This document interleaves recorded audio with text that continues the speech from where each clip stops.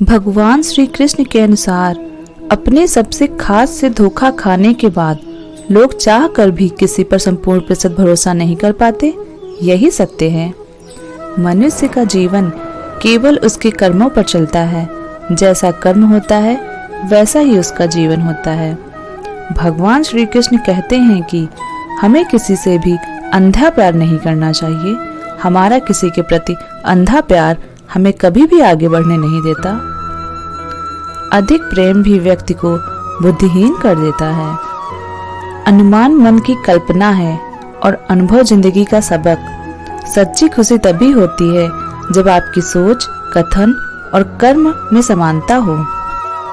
जीवन में कभी निराश नहीं होना चाहिए, क्योंकि कमजोर आपका वक्त होता है, आप नहीं। जैसे तेल समाप्त हो जाने पर दीपक बुझ जाता है, उसी प्रकार कर्म के क्षीण हो जाने पर भाग्य भी नष्ट हो जाता है। मौन सबसे अच्छा उत्तर है किसी ऐसे व्यक्ति के लिए जो आपके शब्दों को महत्व नहीं देता। मनुष्य जन्म लेता है, उसके पास सांसें होती हैं पर कोई नाम नहीं होता। जब मृत्यु होती है तो उसके पास नाम तो होता है पर सांसें नहीं होती। इसी सांस का नाम के बीच की यात्रा को जीवन कहते हैं। ना किसी के अभाव में जियो, ना किसी के प्रभाव में जियो। यह जिंदगी है आपकी, अपने स्वभाव में जियो। किसी के प्रति मन में क्रोध लिए रहने की अपेक्षा उसे तुरंत प्रकट कर देना अधिक अच्छा है। जैसे क्षण भर में जल जाना देर तक सुलगने से अधिक अच्छा है। इंसान चाहे जितना भी खुद को व्यस्त रख ले, जिससे वो प्रेम करता है उसकी यादों से नहीं बच सकता। समय कभी नहीं रुकता। आज यदि बुरा चल रहा है तो कल अवश्य अच्छा आएगा। आप केवल निस्वार्थ भाव से कर्म कीजिए और वही आपके हाथ में है। हमारी आस्था की परीक्षा तब होती है जब हम जो चाहें वो ना मिले और फिर भी हमारे दिल से प्रभु के लिए शुक्रिया ही निकले। दया होनी चाहिए, कमजोरी नहीं। ज्ञान होना चाहिए, अहंकार नहीं। माता पिता बनना अत्यंत सुखद अनुभव है। उत्साह से जीवन जीना और स्वयं पर महारत हासिल करना खुशी देता है। जिस व्यक्ति के विचार मैले हैं, जो लापरवाह है और धोखे से भरा हुआ है, कोई कुछ भी बोला, स्वयं को शांत को रखो। धूप कितनी ही तेज है, समुद्र सुखा नहीं करते। मन की गतिविधियों, होश, श्वास और भावनाओं के माध्यम से भगवान की शक्ति सदा तुम्हारे साथ है और तुम्हें बस लगातार एक साधन की तरह प्रयोग कर सभी कार्य कर रही। तुम उसके लिए शोक करते हो जो शोक करने के योग्य नहीं है और फिर भी ज्ञान की बातें करते हो। बुद्धिमान व्यक्ति ना जीवित और ना ही मृत व्यक्ति के लिए शोक करते हैं। तुम अपनी पीड़ा के लिए संसार को दोष मत दो, अपने मन को समझाओ। तुम्हारे मन का परिवर्तन ही तुम्हारे दुखों का अंत है। अगर तुम कल्याण करना चाहते हो तो सभी तरह के उपदेशों, सभी धर्मों को छोड़कर मेरी शरण में आ जाओ। मैं तुम्हें मुक्ति प्रदान करूंगा। सुख दुख का आना जाना सर्दी गर्मी के आने जाने के जैसा ही है, इसलिए इन्हें सहन करना सीखो, यही उचित है। धर्म चाहे जो भी हो, इंसान बनो। हिसाब हमारे कर्म का होगा, धर्म का नहीं।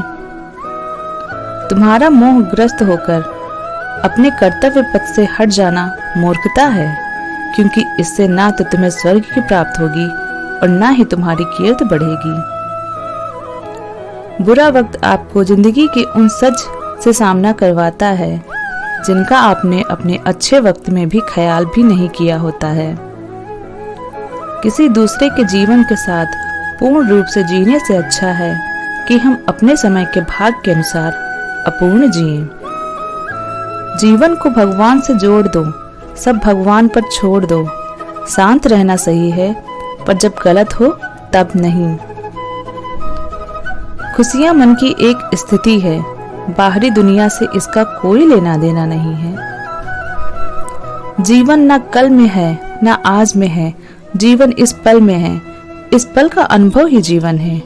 हम दुनिया से कभी शांति नहीं पा सकते जब तक हम खुद अंदर से शांत ना हो। मनुष्यों को मोह माया में पड़कर अपने कर्तव्य को नहीं भूलना चाहिए। मनुष्य की इच्छाएं अनंत हैं। यदि इच्छाएं पूरी नहीं होती तो क्रोध बढ़ता है और इच्छा पूरी होती है तो लोभ बढ़ता है। इसलिए जीवन की हर स्थिति में धैर्य बनाए रखें, इच्छाएं सीमित रखें।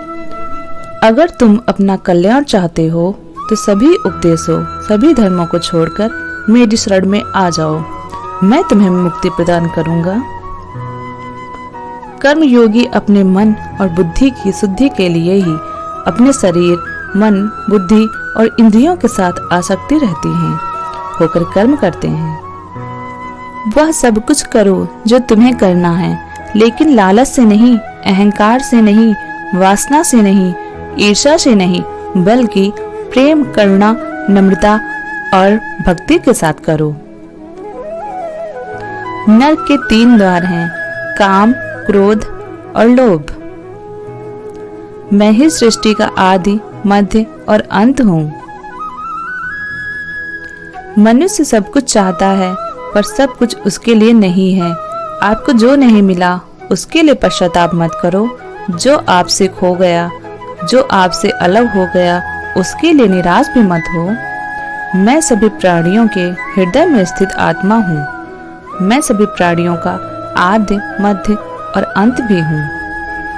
हर व्यक्ति श्री कृष्ण से जुड़ा है और श्री कृष्ण हर व्यक्ति से जुड़े हैं।